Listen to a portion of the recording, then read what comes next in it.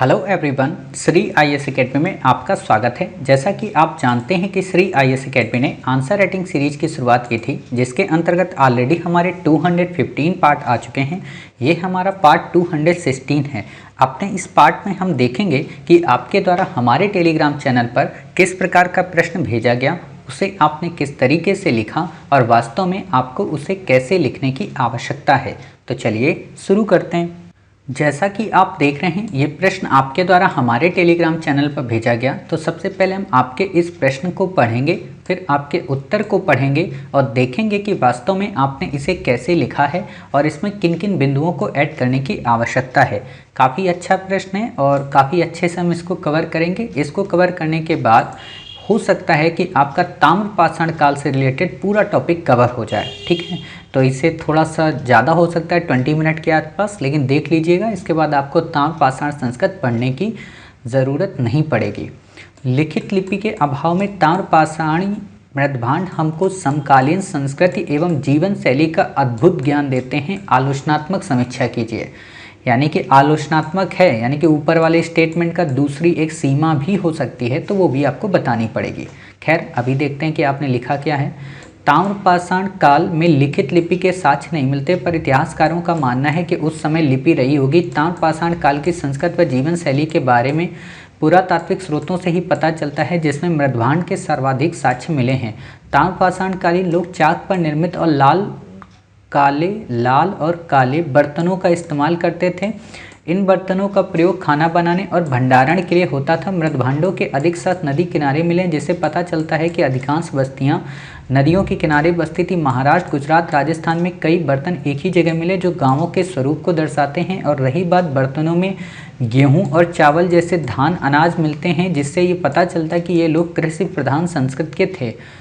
करारा मध्य प्रदेश इनाम गांव में बस्तियां चारों तरफ से घिरी हुई थीं और यहाँ पर कुछ तांबे के हथियार पाए गए हैं। यहाँ पर मिले मृदभांडों में चित्रकारी की गई, जिस पर शिकारी के चित्र हैं और ये दर्शाता है कि ये लोग शिकारी भी थे। मृदभांडों पर चित्रकारी ने अनेक साक्ष्य प्रदर्शित किए हैं। गंगा के दोआब के क्षेत्र में इसे प्राप्त मृदभांडों पर मछली का चित्र मिलता है। इससे पता चलता है कि लोग मछली खाते थे। हरियाणा, राजस्थान, जोधपुर में कब्रों में मृदभांडों में व्यक्ति का सामान रखा गया है, जो मृत्यु के बाद भी जीवन बड़ी की मात्रा जीवन को दर्शाता है। ठीक है, अच्छा, बस इतना ही आपने लिखा है। देखिए, ये आपने ना एक पक्षी आंसर लिख दिया है पूरा, मतलब एक पक्ष का। आपने इसमें आलोचनात्मक नहीं बताया, आपने केवल यही लिखित लिपि वाला ही स्टेटमेंट को ही फुलफिल कर दिया। इसको ऐसे नहीं करना है पूरा आंसर। ठीक है, तो हम क्या करते हैं, इसको आपको डिटेल में बता देते हैं, फिर आप समझ जाएंगे कि वास्तव में आपके आंसर में क्या क्या कमियां हैं। हालांकि पहले कमी ही बता देते हैं, फिर उसके बाद हम आपको इसका आंसर का पूरा पैटर्न बता देते हैं कि आपको इसको लिखना कैसे चाहिए। क्योंकि ये आंसर वही व्यक्ति कर सकता है जिसको इस टॉपिक में काफ़ी गहन अभिरुचि है या जिसका ऑप्शनल है, हिस्ट्री ऑप्शनल। ठीक है, क्योंकि हिस्ट्री ऑप्शनल का ही ये क्वेश्चन है, तभी आप इसे कर सकते हैं। तो हम क्या करते हैं, पहले आपको बता देते हैं कि आपके इसमें क्या क्या कमियां हैं। एक तो इतना डिटेल में आपको नहीं देना है और रिपीट नहीं करना है। ये तो यहाँ पे दे दिया गया है कि लिखित लिपि के साक्ष्य नहीं थे, तो आप यहाँ पे वैसे ही बता सकते हैं कि प्रागैतिहासिक काल में जो लिपि थी लिखने की, उसको या तो पढ़ा नहीं जा सका या तो लिखी हमें मिली नहीं। ठीक है, प्रागैतिहासिक आप पढ़ते हो, आदि ऐतिहासिक पढ़ते हो और ऐतिहासिक पढ़ते हो। तो प्रागैतिहासिक काल में लिपि तो थी ही नहीं, जिसमें नवपाषाण, पुरापाषाण और मध्यपाषाण काल को हम पढ़ते हैं। ठीक है, तो ये सारी चीज़ें आपको वहाँ पे बताना है। फिर बात आती है यहाँ पे क्या कि ताम्रपाषाण कालीन लोग चाक पर निर्मित, ये चाक पर निर्मित बनाते तो थे, तो चाक क्या था, उनकी तकनीकी उन्नत को दर्शाता है। ऐसे आपको बताना है कि रंगों का उनका जो प्रयोग है वो उनकी कलात्मक अभिरुचि को दर्शाता है। अलग अलग प्रकार के बर्तनों का जो प्रयोग है वो कहीं ना कहीं उनकी सामाजिक विषमता को दर्शाता है। उन बर्तनों में जो अलग अलग प्रकार के डिज़ाइन आकृतियाँ बनी हैं, इन सारी चीज़ों को बताना है। हालांकि हम अभी बताते हैं, पहले आपका यही चेक कर दें। आपको इतने तथ्य नहीं डालने, गुजरात राजस्थान, मध्य प्रदेश इनाम गांव, वहाँ भूल जाएंगे एग्ज़ाम हॉल में। ठीक है, हरियाणा, राजस्थान, ये तथ्य नहीं डालने आपको, इन सारी चीज़ों से आपको बचना है। ठीक, अब बात आती है हम इस प्रश्न का उत्तर लिखे कैसे। तो पहले हम आपको फिगर के साथ साथ ही इस प्रश्न का पूरा उत्तर लिखा देंगे और आप समझ जाएंगे। देखिए, ऐसा होता था ताम्रपाषाण काल का मृदभांड। ये डिज़ाइन वगैरह आप देख रहे हैं, ये देखिए मछली बनी हुई है। ठीक है, यहाँ पे कई और आकृतियाँ हैं, शिकार करती हुई आकृतियाँ, ज्यामितीय आकृतियाँ हैं, आप देख रहे होंगे। ठीक है। इसके बाद यहाँ पे हम और आपको दिखाते हैं, ये ऐसे चित्र बने होते थे, क्लियर। कभी इन जानवरों की, कभी ये रेखी डिज़ाइन। आजकल आप देखते होंगे ना, लड़कियाँ जो मेहंदी हाथों में रखती हैं, वो मेहंदी वाली डिज़ाइनें वहाँ पे थी। यानी कि एक तरीके से आप कह सकते हो कि आज हम लोग जितनी मेहंदी वगैरह जो लोग रखते हैं हाथों में, वो सारी डिज़ाइनें वहीं से कॉपी पेस्ट हैं, ठीक है। यानी कि उनका पेटेंट राइट था इस पर। ये देखते होंगे कि लड़कियों के हाथों में ये वाली डिज़ाइन सबसे ज़्यादा रहती मेहंदी की, ठीक है। ये आप डिज़ाइन देख सकते हैं, ठीक। ये आप बिंदियाँ देख सकते हैं, ये अलग अलग प्रकार की डिज़ाइन है। आप देख रहे हो ना कलात्मक अभिरुचियाँ। यही सारी चीज़ों को देखकर ये देख सकते हैं आप कि कैसा मृदभांड बनता था पानी के लिए, ये जार वाले मृदभांड, ठीक है। ये सब क्या दर्शाते हैं कि ये ऐसे चित्र वहाँ पे काफ़ी सारे मिले हैं, ठीक है। आप देखे होंगे ये वाले फूल, ये वाले फूल, ये डिज़ाइन काफ़ी सारे, ये जो रंगोली वगैरह हम लोग अपने घर में भी बनाते हैं, ठीक है। तो वही सारी चीज़ें यहाँ पे दर्शाई गई हैं और यही चीज़ें उन मृदभांडों में मिलती हैं हमें देखने को, क्लियर। आप ऐसे देख सकते हो ये डिज़ाइन, ठीक है। ये देखो महिला एक है, ठीक है, पेड़ में पानी डाल रही है।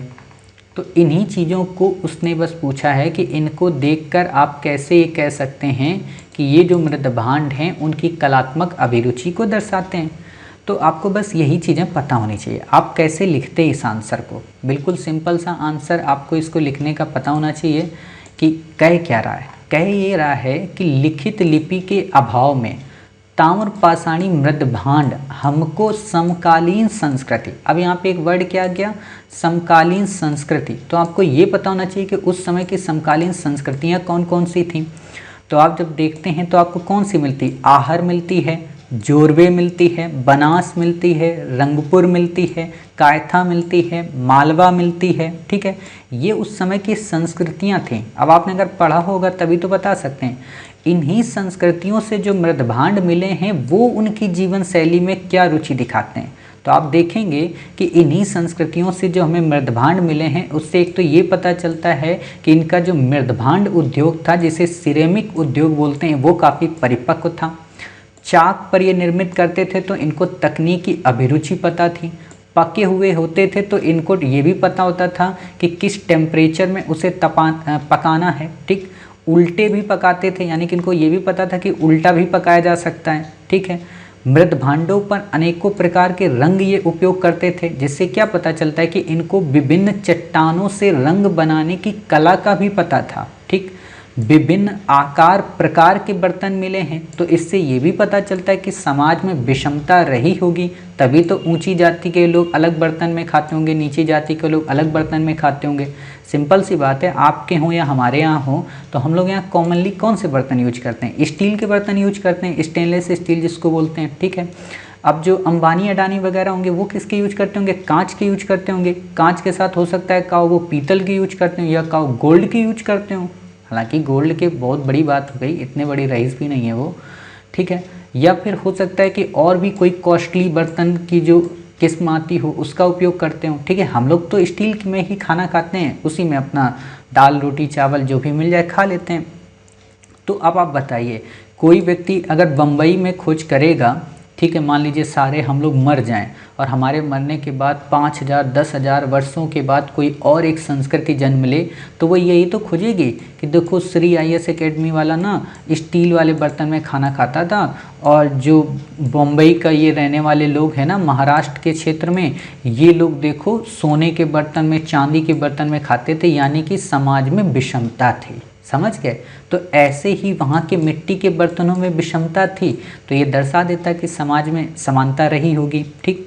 असमानता मतलब कई प्रकार के हमें बर्तन मिले हैं, जो अनाज संग्रहण वाले भी दर्शाते हैं, जो पीने के पानी वाले को भी दर्शाते हैं। ये भी दिखता है कि यहाँ से जो मृदभांड मिले हैं वो आगे चलकर हड़प्पा की प्रभास और जो रंगपुर की बस्तियाँ थीं उनको भी एक तरीके से लिंक करते हैं, यानी कि कहीं ना कहीं ये ताम्रपाषाणी जो संस्कृतियां हैं वो हड़प्पा के विकास में सहायक रही होंगी, ठीक है। कई मृदभांड तो हमें जो ताम्रपाषाण संस्कृति के क्षेत्रों के हैं वो बाहर भी मिले हैं। मान लीजिए आहर का जो मृदभांड मिला है वो हमें दक्षिण भारत में मिला है, गिलुंद का या जोरवे का जो मृदभांड मिला है वो हमें पश्चिमी क्षेत्र में मिला है। तो ये क्या दर्शाता है कि ये चीज़ अगर वहाँ गई है तो कैसे गई होगी, यानी कि व्यापार वाणिज्य होता होगा तो उनके व्यापार को शो करता है। कई मृत भांडों में हमें नाव के चित्रों का अंकन मिलता है, वो क्या दर्शाता है कि इनका व्यापार होता होगा, ट्रेड वगैरह इनका रहा होगा। ठीक है, आपने देखा होगा कई बार जो लोग दफनाए जाते थे तो उनके साथ भी मृत भांड को रख दिया जाता था। इससे क्या पता चलता है कि मृत भांड में खाने पीने की चीज़ें होती थी, वो लोग पुनर्जन्म में विश्वास करते होंगे। समझ रहे हैं ना, तो वही सारी चीज़ें यहाँ पे दर्शाई गई हैं। अब आप एक चीज़ देखिएगा, कई सारे ऐसे चित्र उसमें मिलते हैं, जैसा अभी हमने आपको दिखाया कि मछली का चित्र दिखाया जा रहा, साथ ही उसमें शिकार करते हुए लोगों को दिखाया जा रहा। तो ये क्या दर्शा रहा है कि वो लोग शिकारी थे, यानी कि उनका जीवन शिकार में डिपेंड था, मत्स्य पालन में उनका जो उनका जो जीवन शैली थी वो डिपेंड थी। तो ये चीज़ें आप देख सकते हैं। कई जगह पे तो सूर्य की प्रतिमा को दर्शाया गया, मतलब सूर्य का चित्र दिखाया गया है, मातृ देवी का अंकन दिखाया गया, जैसे हमने अभी आपको दिखाया ना, वो पौधे में पानी दे रही हैं। तो ये चीज़ें क्या दर्शाती कि उनको सूर्य की उपासना भी पता थी, मातृ देवी की भी वो उपासना करते थे, यानी कि उनकी धार्मिक अभिरुचि हमें पता चलती है। समझ गए? तो ये सारी चीज़ें ये शो कर देती हैं और यही चीज़ें तो हमें बतानी है।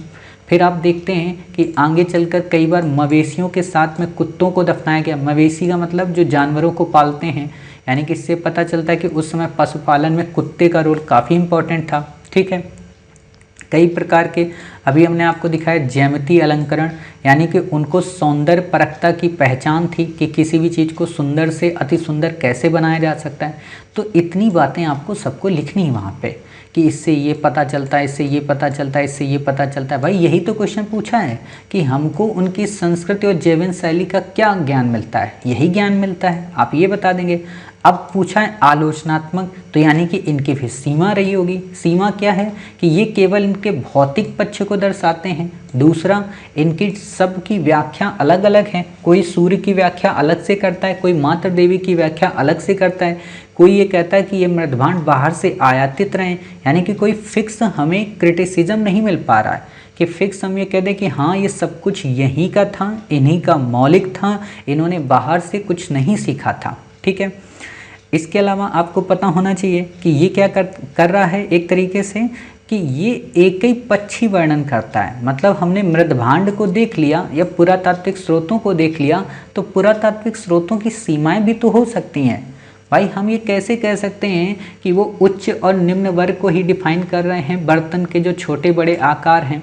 ठीक है, तो इस चीज़ का हमें पूरा फिक्स प्रूफ नहीं मिल पाता, तो हम निष्कर्ष ये लिख देंगे कि निष्कर्षता कहा जा सकता है कि केवल मृदभांड का ही अध्ययन हमें ताम्रपाषाण कालीन संस्कृति का संपूर्ण चित्र अभिव्यक्त नहीं करता है। अतः हमें पुरातात्विक स्रोतों के रूप में वहाँ मिले उपकरण, उनके निवास स्थल जो कि अधिवास हैं, ठीक है, और साथ ही उनकी जो अंतिम संस्कार की जो प्रणाली है, यानी कि जिसमें पुनर्जन्म का विश्वास, धार्मिक अभिव्यक्ति है, उन तीनों को समग्र रूप से मिलाकर ही पढ़ने की आवश्यकता है, तभी हम एक उचित निष्कर्ष पर पहुंच सकते हैं। अतः हमें अभी इसमें और रिसर्च करने की आवश्यकता है। ठीक है, जब भी हम हड़प्पा में, ताम्रपाषाण में ये बातें लिखते हैं ना, जहाँ पे अभी रिसर्च चल रही होती है, तो उसका उत्तर ऐसे ही जाता है, उसका उत्तर फिक्स नहीं आता है कि हाँ हाँ बिल्कुल सब सही है। तो आपको इस टॉपिक के प्रश्न को ऐसे कवर करने की ज़रूरत है। ठीक है, तो आप समझ गए कि वास्तव में हमने कहीं पे कोई तथ्य नहीं यूज किया, हमने बस एक तरीके से जो चीज़ें मृदभांड में थीं उनको देखा और देखकर बता दिया। जैसे होता है ना कि जब लड़का या लड़की कभी विवाह के पहले मिलते हैं, या लड़का जब देखने जाता है लड़की को, या जब लड़की को दिखाया जाता है लड़के को, तो क्या होता है वहाँ पे? तीन ही चार चीज़ें तो होती हैं। 15 मिनट का वो एग्ज़ाम होता है, उसमें लड़का लड़की से कुछ पूछता है, लड़की लड़के से कुछ पूछती है। बस ये कि देख के ही पसंद करते हैं कि हाँ वो हैंडसम है, अच्छा वो अच्छी है, सुंदर है, ठीक है, अच्छा उसके बाल ऐसे हैं, उसकी चाल ऐसी है, वो दिखने में ऐसा है, वो नशा तो नहीं करता है ना, उसके कोई दोस्त रही होगी, वो पढ़ता है नहीं पढ़ता है, यूपीएससी की तैयारी करता है। ये सारी चीज़ें देख के 15 मिनट में ही तो बताया जाता है। लेकिन अब वहाँ पे एक सीमा भी तो आ जाती है कि हर व्यक्ति उस समय 15 मिनट के लिए अपने आप को बिल्कुल राजा हरिश्चंद्र बन जाता है। ठीक है, कि नहीं हम तो बहुत प्योर इंसान हैं। वो तो शादी के बाद पता चलता है कि हाँ क्या क्या कमियां हैं उसमें। ठीक है, तो वही चीज़ें इसमें होती हैं आंसर राइटिंग में, हड़प्पा में, ताम्र पाषाण में, नव पाषाण में, मध्य में और पुरा में। हम इनको देखकर एकदम नहीं कह सकते 15 मिनट में कि अच्छा ये चित्र इसी चीज़ के होंगे या ये इस चित्र के माध्यम। सपोज कीजिए आप, अच्छा एक बात बताइए कि हम लोग इस समय घर में, आपका भाई होगा या आपके चाचा का लड़का होगा, भतीजा होगा, कोई भी होगा या भतीजी होगी, वो इस समय आजकल उनको क्या प्रैक्टिकल दिया जाता है कि रॉकेट बना कर लाइए, ठीक है, वो लोग रॉकेट बना के ले जाएंगे। कभी क्या कहा जाएगा कि एक काम कीजिए, डॉक्टर का इंटरव्यू दीजिए पूरा, ठीक है। छोटे छोटे बच्चों को ये प्रोजेक्ट दिए जाते हैं। अब एक बात बताइए, सपोज करो अचानक से पूरी की पूरी पृथ्वी से सारे लोग ख़त्म हो जाएं ऑन द स्पॉट, ठीक है। अब उनकी जो रॉकेट वो बनी थी वो ऐसी बनी वहाँ पे छूट जाएगी, ठीक है। अब जब हमारे बाद कोई जनरेशन आएगी, वो रिसर्च कर रही होगी और धरती में जब खोजबीन करेगी तो उस घर से उसको रॉकेट मिलेगा, एक घर से उसको डॉक्टर के कपड़े मिलेंगे, तो वो क्या समझ जाएंगे कि ये परिवार ना डॉक्टर का रहा होगा, ये परिवार ना एलन मस्क की फैमिली का रहा होगा। अब आप बताइए, इसकी तो एक सीमा हो गई ना कि हमें चित्र बनाना था, इसका मतलब ये थोड़ा ना कि उससे हमारी दोस्ती रही होगी। सपोज़ कीजिए जैसे कुछ बच्चे नहीं होते गांव के, आपने देखा होगा कैटरीना कैफ की या हेमा मालिनी जी की, ठीक है, कई सारे लोगों की हीरोइनों की पिक्चर्स या हीरो की पिक्चर्स अपने यहाँ लगाए रहते हैं। अब मान लीजिए सलमान खान की एक पिक्चर्स सपोज़ कीजिए साउथ इंडिया में ना होकर नॉर्थ इंडिया में किसी के घर पर मिल जाए, तो क्या इससे ये कहा जाएगा कि सलमान खान का ये घर रहा होगा? तो यही एक सीमा होती है कि पुरातात्विक स्रोतों को हम साहित्यिक स्रोतों के बिना पूरी तरह से प्रमाणित नहीं कर पाते हैं। क्लियर? काफ़ी डिटेल से हमने बता दिया, आप समझ गए होंगे। एग्जाम्पल्स हमने उपयोग किए ताकि आपको इस टॉपिक का ब्रॉड डायमेंशन पता चल सके। बाकी जब हम एंशिएंट इंडिया ऑप्शनल की क्लासेस शुरू करेंगे 1 जुलाई से, क्योंकि जून से हमारी मॉडर्न इंडिया और वर्ल्ड हिस्ट्री शुरू होगी, तो वहाँ पे हम आपको ये सारी चीज़ें कवर करा देंगे और तब आपको इस टॉपिक की और व्यापकता समझ में आ जाएगी। मिलते हैं फिर आप ही के द्वारा भेजे गए एक नए प्रश्न के साथ। तब तक अपना ख्याल रखिए और स्वस्थ रहिए।